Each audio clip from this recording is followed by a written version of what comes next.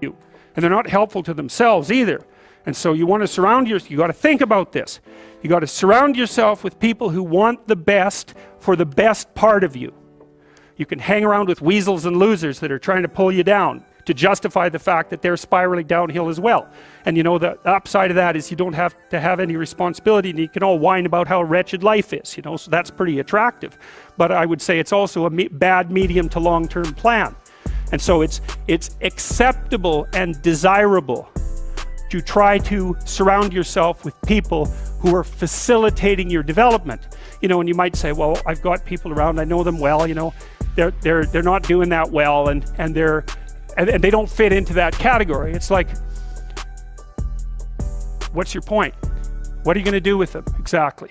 If they'll listen and cooperate with you and move towards a better future, great. If they don't pay any attention and they keep doing the same damn things over and over and they're not going anywhere and it's painful, then maybe the proper thing to do is say, you just have your misery. I'll go off and have my life. And maybe you'll wake up at some point in the future and think that's a better way of being. Because just putting up with it is, well, they call that enabling, right? You put up with that sort of behavior, you're providing tacit consent for it and even tacit approval. It's like, it's a bad idea. You have, I would say, both the right and the responsibility to surround yourself with people who are good for the best part of you. When I tell people that you are the sum of the 5 people you spend the most time with, everyone agrees. They go, yeah, that's probably true. The 5 people you spend the most time with, that's what you're gonna end up like. They say, yeah, that's true. And then they continue to hang around with people who they don't want to be. Why? There has to be a point where you sit and go, okay, you're my friends, etc., etc. I love you guys. Yeah, we can talk, whatever. But I'm on a different life path. You have to leave some people behind. If you were to come hang out with me and you were in a room with me and my 5 friends, you'd feel self-conscious. You're right. You don't feel with your friends because you only you only surround yourself around people that are on like your level. I'm with killers. We're fucking monsters. If you were to come hang around with me and my crew, you would be self-conscious, and that self-consciousness would motivate you, or they would certainly instill the discipline required for you to change. You don't feel self-conscious amongst your peers. That's why you don't change. If you were to get in a room and you're the only person who ain't a fucking monster, you'd want to become a monster. That's life. That's humanity. If you're training for a fight, you don't live with just your chick, you live with a bunch of men. Trainers, It's done on purpose, right?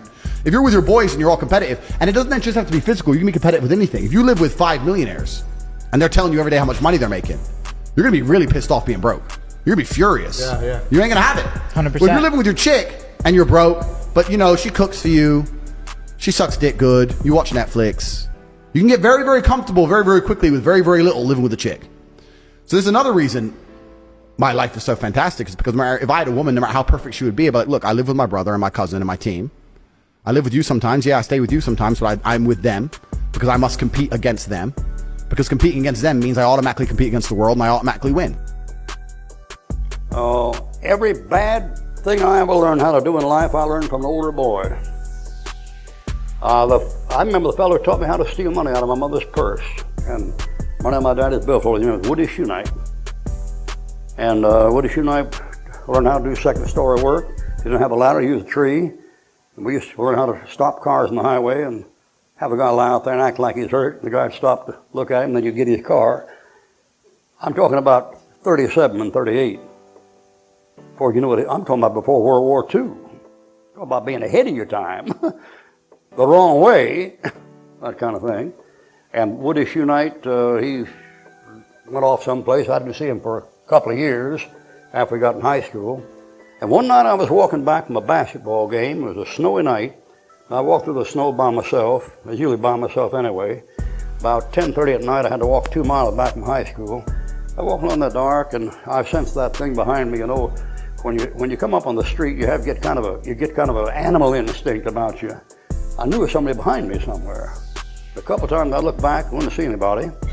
And finally, when I went across one place and looked back through the light, I saw a shadow back in there. So I got up under a street lamp and got my hand in my pocket, and I didn't have a switchblade then like I have now. But I just had a regular knife, but if you can open it without, you can open what comes out. Because you can take your 2 fingers with a regular knife, and down there in your pocket you can pull out the blade like that and stick it in your pocket. And when you pull out the knife, it's already open. And so I pull back into this light, and I'm standing back there like, you get under the light, straight under the light. That way he has to see through the light to see you. You're kind of shadowed in there. And he knows the tricks too. This guy stops about 10 feet out of the rim of that light, and he says, "How you doing, Ruckman?" And I said, "Who's that?" He said, "Your old friend Woody Shoe Knight." I couldn't see very well, dark at night, looking out to him, just a shadow, and he looked too big. He looked, I guess he's about 6'2", and the Woody Shoe Knight I knew, he was about 5'10". That was a couple of years ago. And he said, I came out and I said, oh, I see, okay. So we walked up the street and got talking. He said, "What you gonna do, Rucky?" I said, "Well, I'm going off to college."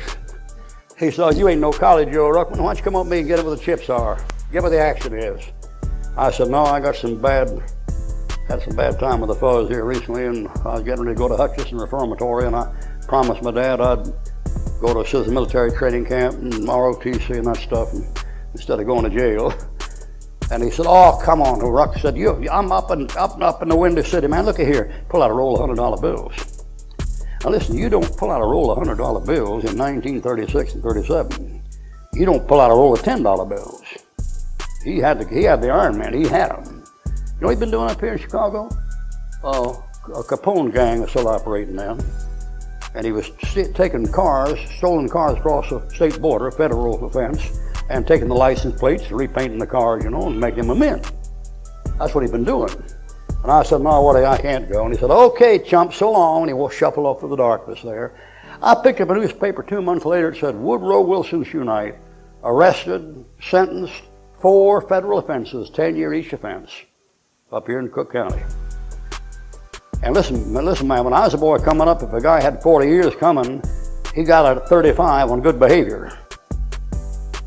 He didn't get out in 5 or 10 just for doing nothing because the day was too crowded. He put the time in. That's what my buddies. You know, I'd be if I'd stuck with my buddy.